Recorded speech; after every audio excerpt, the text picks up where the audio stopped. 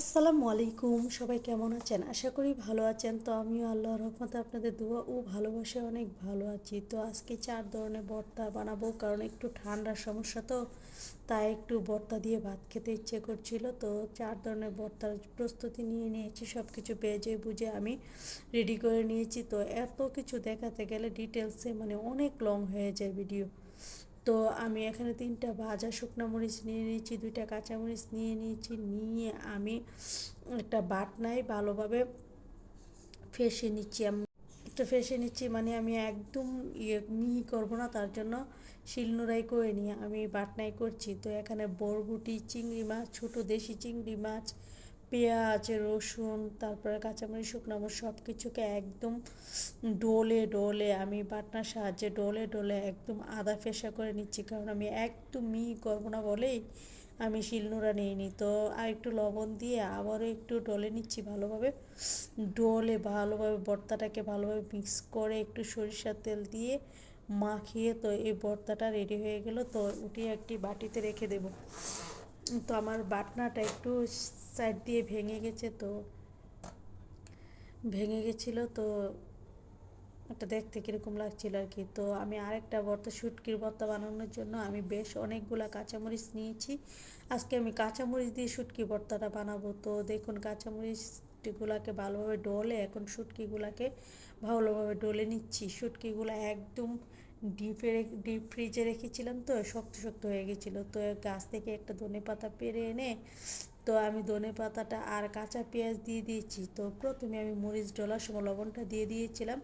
এখন সব কিছু ভালোভাবে মিক্স করে আমি একটা জায়গায় রেখে এখন আমি আরেকটা ভর্তা তৈরি করে নেব। এখানে পেঁয়াজ, রসুন, শুকনো মরিচ, কাঁচামরিচ এগুলাকে ভালোভাবে পিষে নিচ্ছি।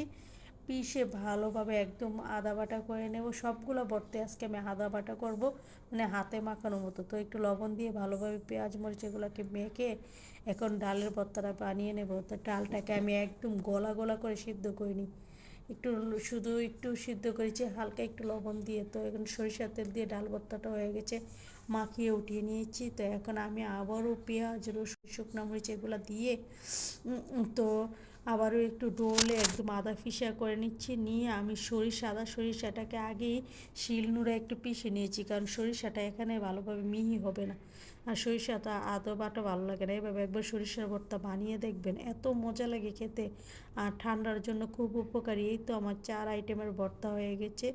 তো সরিষার ভর্তায় আমি সরিষার তেল দিইনি, কারণ যেহেতু সরিষার ভর্তা এমনিতেই খুব ঝাঁজ হয়। তো আমি সাদা সরিষাটা একটু ঝাঁজটা কম হয়, আর শুটকি ভর্তাতে আমি আলাদা সরিষার তেল দিইনি। এগুলো আমার কাছে এমনিতেই ভালো লাগে। আর একটু পেঁয়াজ বেরেস্তা নিয়ে নিয়েছি। এদিকে আমি শুটকি আলু দিয়ে একটু ঝুল ঝুল রান্না করেছিলাম, আর ডিম ভুনা করেছিলাম। তো দুপুরবেলা যেহেতু একটা ডিম খেয়েছি, তো এখন অর্ধেক ডিম নিয়েছি, কারণ আমার একটু প্রেশারের সমস্যা আছে। তো তো ডিম বেশি খেলে আবার সমস্যা হবে, তো দেখানোর সাথে আমি অর্ধেক ডিম নিয়েছি। তো প্রথমে আমি সরিষা ভর্তাটা দিয়ে খেয়ে নিয়েছি। এখন আমি বরবটির ভর্তাটাও সাথে মেখে খেয়ে নিচ্ছি। খেয়ে মানে ভর্তাগুলো খুব মজা হয়েছে, আর কাঁচামরিচ দিয়ে ভর্তাগুলো বানিয়েছি, তো তেমন কম ঝাল হয়নি, আবার বেশি ঝাল নেই। কাঁচামরিচগুলো এখনকার কাঁচামরিচ অনেক ঝাল হয়, তো তারপরেও যতটুকু ঝাল হয়েছে একদম পারফেক্ট ঝাল হয়েছে আর কি। তো ভর্তাগুলো বানিয়ে আর ভর্তাগুলো দিয়ে আমি খুব মজা করে খেয়েছি ভাতগুলো। এখন আমি ডিম দিয়ে আরও কয়টা ভাত খেয়ে নেব। তো ডিম ভুনাটা এত মজা হয়েছে, একদম শুকনো শুকনো করে আমি ভুনা করেছি। তো অর্ধেক ডিম নিয়েছি আর কি, নিয়ে আমি খুব মজা করে ভাতগুলো খেয়ে নিচ্ছি। তো শুটকি তরকারি আমার এত পছন্দ, আর অনেক দিন থেকে শুটকি খেতে ইচ্ছে করছিল। তো আমার মেয়ের যেখানে মেয়ে একটা ছাত্রীকে প্রাইভেট টিউশনি করায়, তো তো ওইখানে মেয়ের মা কক্সবাজার গিয়েছিল, তো ওইখান থেকে শুটকি এনেছে। আমার মেয়েকে অনেকগুলো শুটকি দিয়েছিল।